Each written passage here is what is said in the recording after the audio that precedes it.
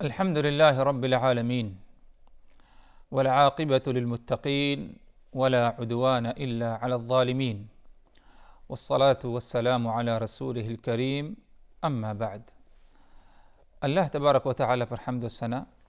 اور اس کے نبی کریم صلی اللہ علیہ وسلم پر بے شمار بے حد بے عدد درود و سلام کے بعد،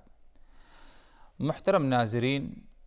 شرح احادیث احکام کے اس سلسلے وار پروگرام میں ہم آپ کی خدمت میں حاضر ہیں۔ السلام علیکم ورحمۃ اللہ وبرکاتہ۔ ناظرین کرام، عقد نکاح ایک بہت ہی مضبوط رشتہ ہے۔ عقد نکاح ایک بہت ہی مضبوط رشتہ ہے،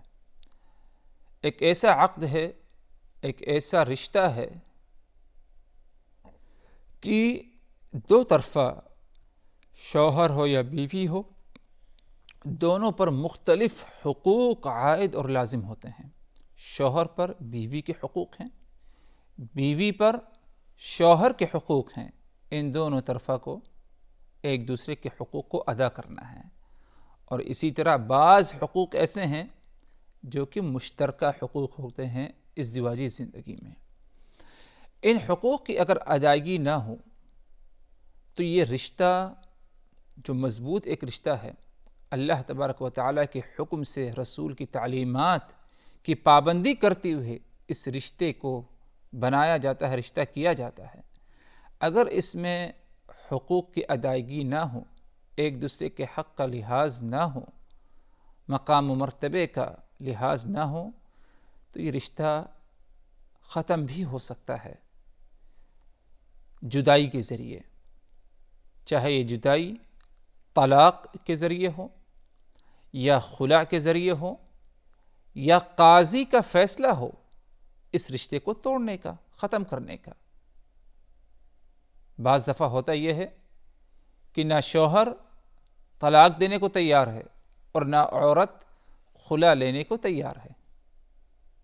تو ادھر اختلاف ہے، اختلاف ختم نہیں ہو رہا۔ ہر ایک اپنی جان چھڑانا چاہتا ہے، کیونکہ اگر طلاق دے گا تو اس پر کچھ ذمہ داریاں پائی جائیں گی، اس ذمہ داری کو نہیں ادا کر سکتا۔ یا اگر عورت خلع لے گی تو اسے حق مہر وغیرہ لوٹانا ہوگا، ہدیے لوٹانا ہوگا شوہر کو، جو کچھ اس نے تحفہ دیا ہے۔ تو یہ ساری باتیں ہیں۔ بعض دفعہ دونوں طرفہ جدا ہونا چاہتے ہیں، لیکن نہ شوہر طلاق دینا چاہتا ہے اور نہ عورت خلع لینا چاہتی ہے، تو ادھر حاکم اپنے حکم سے، قاضی اپنے حکم سے، شریعت نے جو اسے اجازت دی ہے، دونوں کو اپنے حکم، اپنے فیصلے سے کیا ہے، ان کو جدا کر دیتا ہے، جسے کہتے ہیں جبراً، نہ چاہتے ہوئے بھی انہیں کیا ہے، جدا کر دیتا ہے۔ کیونکہ ان دونوں کا جو رشتہ ازدواجی زندگی ہے، برقرار رہنا، اختلافات کو ختم کرنا،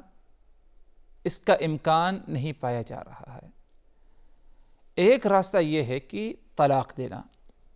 لیکن طلاق ایسے ہی نہیں دی جاتی، بلکہ اس کی وجہ ہونا چاہیے۔ ازدواجی زندگی کی اختلافات کا سب سے آخری حل ہے، سب سے آخری حل ہے طلاق۔ اس سے پہلے کئی چیزیں ہیں۔ اگر کچھ اختلاف ہو،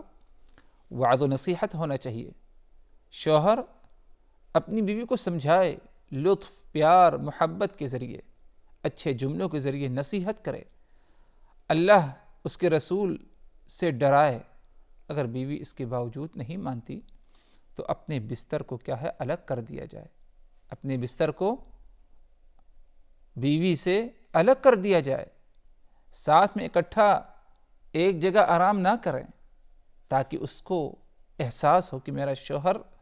مجھ سے ناراض ہے۔ اگر یہ اسلوب بھی کام نہ آئے تو سختی کرنے کی اجازت ہے، مارنے کی اجازت ہے، لیکن ایسی سختی، ایسی مار کہ اس کے بدن پر اس کے داغ نہ پڑ جائے، ظلم زیادتی نہ ہو مار سے، بلکہ احساس دلانا مقصد ہے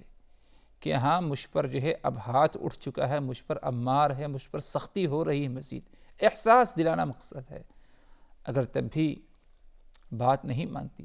تو شریعت نے ایک حل اور بھی دیا ہے، وہ یہ کہ لڑکے کی طرف سے یعنی شوہر کی طرف سے، اس کے بعد بیوی کی طرف سے کوئی دونوں طرفہ سے ایک یا دو یا اور اگر ہو سکتا ہے معقول، معتبر، بھروسے والے، سنجیدہ آپس میں جو ہے اکٹھا ہوں. ہو سکتا ہے شوہر کا باپ ہو یا اس کا دادا ہو، اس کا چچا ہو، اس کا ماموں ہو، جس پر ان کو اعتبار ہو. اسی طرح بیوی کی طرف سے بھی کوئی نہ کوئی رشتہ دار، دوست احباب میں سے جو ہے کوئی ہو جو معقول ہو، بھروسے والا ہو، سنجیدہ آدمی ہو. ان دونوں حکم کا آپس میں ملاقات ہو، آپس میں اتفاق ہو، آپس میں یہ دو طرفہ کے لوگ جو رائے پیش کریں اس رائے پر کیا ہے عمل کیا جائے.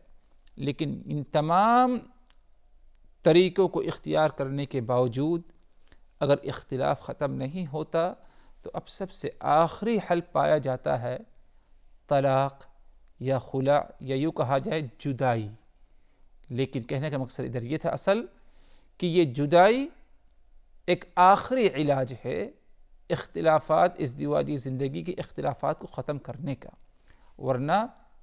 جدائی سے پہلے، طلاق سے پہلے کئی طریقے شریعت نے ہمیں بتائے ہیں، اس کی طرف رہنمائی کی ہے. یہ کوئی عقل مندی نہیں کسی مرد کی یا کسی عورت کی کہ نکاح کے اختلافات یا ازدواجی زندگی کے اختلافات کو ختم کرنے کے لیے اول آخر چیز طلاق سمجھیں، بلکہ یہ سب سے آخر چیز ہے، آخری حل ہے. ازدواجی زندگی کے اختلافات کو ختم کرنے کے لیے عقل سے کام لیا جائے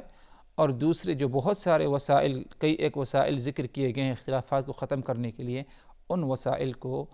اپنایا جائے. ہاں اگر کوئی چارہ نہیں اختلافات ختم کرنے کے لیے اور کوئی راستے میں کامیابی نہیں ہوئی کسی بھی ذریعے، تو یہ ایک آخری حل شریعت نے کیا ہے رکھا ہے. تو گویا کہ اگرچہ طلاق کی اجازت ہے لیکن یہ کوئی بہت زیادہ محبوب عمل نہیں ہے، بلکہ ایک سب سے آخری اور ادنیٰ درجے کا حل پایا جاتا ہے. تو طلاق ایک جائز عمل ہے لیکن کوئی بہت زیادہ مرغوب عمل نہیں. حضرات طلاق کب دی جائے، یعنی کس حالت میں، عورت کس حالت میں ہو تو اس حالت میں اسے طلاق دی جائے. اس سلسلے میں رسول اللہ صلی اللہ علیہ وسلم کی ایک حدیث ہے، تاکہ اس حدیث کے ذریعے وہ حدیث پڑھی جائے اور اسی حدیث کے ذریعے اس مسئلے کو سمجھایا جائے اور بتایا جائے کہ اگر طلاق دینے کا وقت آ گیا، نوبت آ گئی، تو مرد کس وقت طلاق دے، یعنی عورت کس حالت میں رہے، یا کہ ایسے ہی جو ہے جب چاہے طلاق دے دے.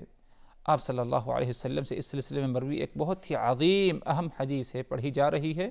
اور اسی حدیث کی روشنی میں کیا ہے اس مسئلے کی وضاحت ہوگی. فرماتے ہیں حدیث اس طرح ہے کہ عن عبداللہ بن عمر رضی اللہ عنہما انه طلق امرأة له وهي حائض فذكر ذلك عمر لرسول الله صلى الله عليه وسلم فتغيظ فيه رسول الله صلى الله عليه وسلم ثم قال ليراجعها ثم يمسكها حتى تطهر ثم تحيض فتطهر فإن بدا له أن يطلقها فليطلقها قبل أن يمسها فتلك العدة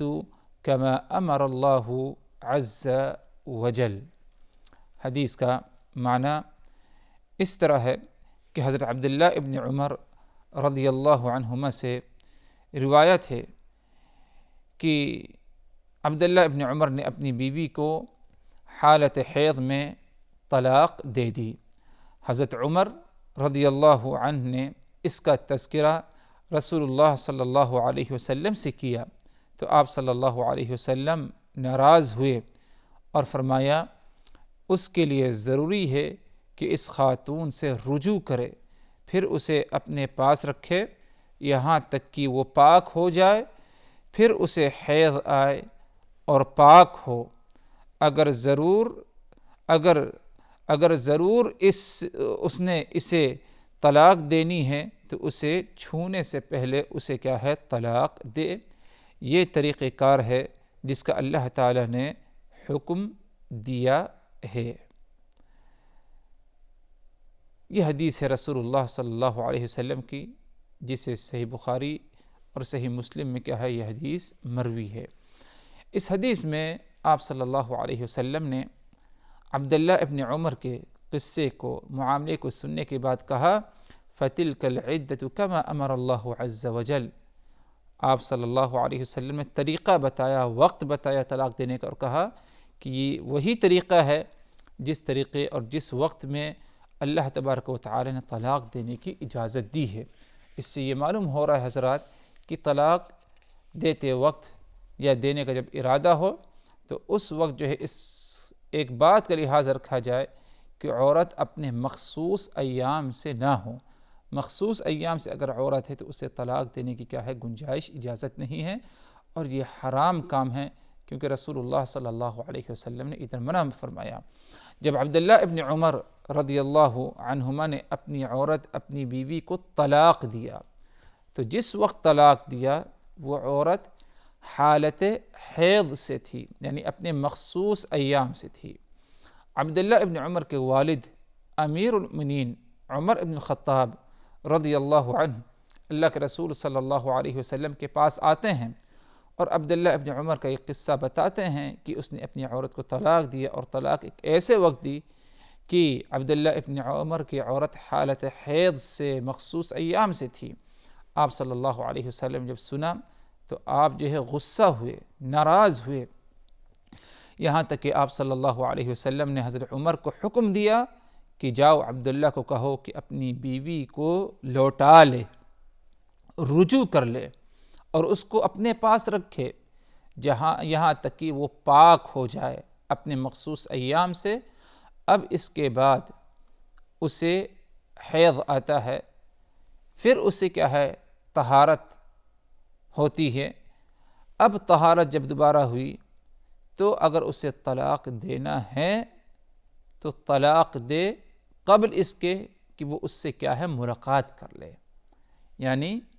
ہم بستری ملاقات سے پہلے اسے کیا ہے، طلاق دے۔ آگے فرمائیں آپ صلی اللہ علیہ وسلم نے فَتِلْكَ الْعِدَّةُ كَمَا أَمَرَ اللَّهُ عَزَّ وَجَلَّ۔ یہ وہ عدت ہے، یہ وہ طریقہ ہے طلاق دینے کا جس طریقے سے اللہ تبارک و تعالی نے طلاق دینے کا ہمیں حکم دیا، تعلیم دی اور رہنمائی فرمائی۔ تو حضرات ایک بنیادی بات اور بنیادی مسئلہ جو ادھر ثابت ہوا کہ عورت کو طلاق دیتے وقت اسے حالت حیض میں طلاق نہ دی جائے، بلکہ ایک ایسے وقت طلاق دی جائے کہ عورت طہارت سے ہے، پاکی سے ہے، اور اس سے ہم بستری نہیں ہوئی ہے۔ اب اگر کوئی حالت حیض میں اپنی عورت کو طلاق دے دیتا ہے، اس کا کیا حکم ہے؟ کیا طلاق دینے والا گنہگار ہے، مرد یعنی شوہر؟ اور کیا حالت حیض میں طلاق دینا کیا ایک طلاق واقع ہو جائے گی یا نہیں؟ حالت حیض میں طلاق دینا یہ حرام ہے، اہل علم کا اس پر اتفاق ہے، کسی نے اس میں مخالفت نہیں کی۔ اور حالت حیض میں طلاق دینا حرام ہے تو اس کا مطلب یہ کہ طلاق دینے والا گنہگار ہے، طلاق دینے والا نعوذ باللہ گنہگار ہے، اسے توبہ استغفار کرنا ہوگا، اور پہلی فرصت میں اسے اپنی اس عورت سے رجوع کرنا ہوگا، اسے لوٹانا ہوگا۔ یہ نہیں کہ گناہ کا ارتکاب کیا تو چھوڑ دو،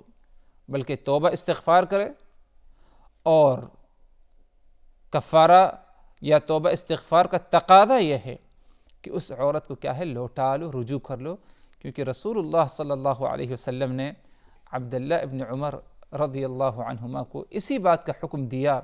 فَلْيُرَاجِعْهَا، اسے چاہیے کہ فوری طور پر اپنی عورت کو لوٹا لے، رجوع کر لے۔ دوسرا مسئلہ جو تھا حضرات ادھر وہ یہ کہ کیا حالت حیض میں طلاق دینے سے طلاق واقع ہو جاتی ہے؟ کیوں طلاق تین دفعہ دی جا سکتی ہیں۔ اگر پہلی دفعہ کسی نے حالت حیض میں طلاق دیا، گناہ کا ارتکاب کیا اور اسے رجوع کر لیا، لوٹا لیا،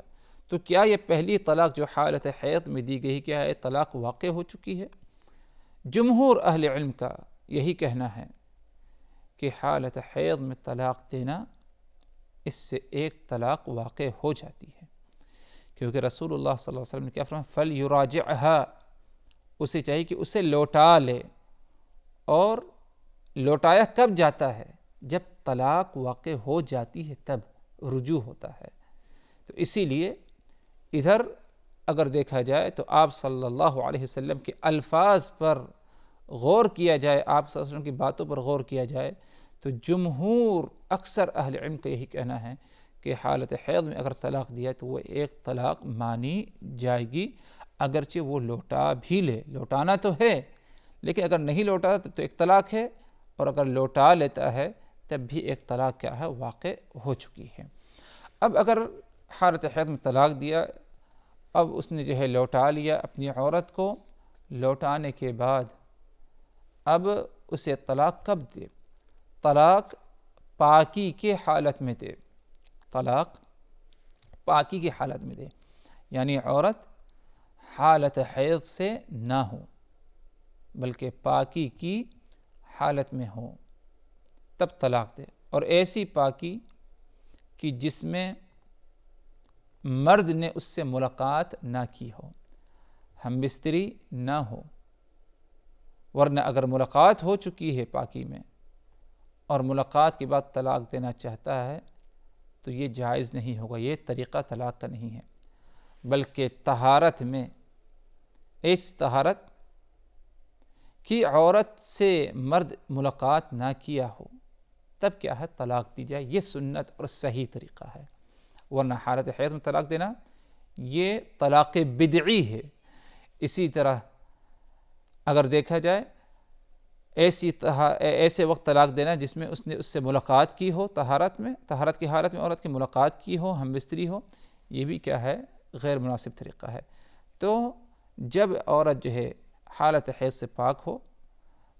طاہر ہو جائے، پاک صاف ہو جائے، نہا دھو لے، غسل کر لے،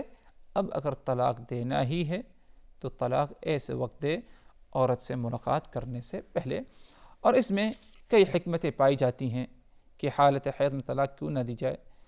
اور اگر دیکھا جائے تو پہلی حکمت یہ کہ اللہ تبارک و تعالی نے رسول اللہ صلی اللہ علیہ وسلم اس سے منع فرمایا ہے،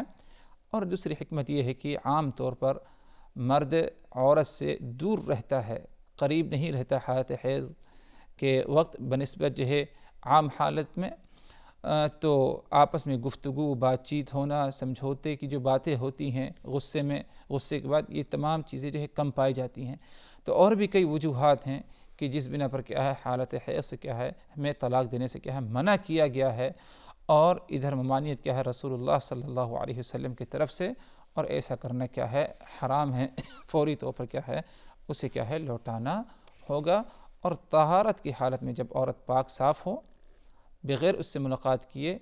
ایسی حالت میں کیا ہے طلاق دی جائے۔ اور اس سے ایک چیز جو ہے مستثنیٰ ہے کہ وہ مرد جس نے عورت سے نکاح کیا لیکن اس سے ملاقات نہیں ہوئی،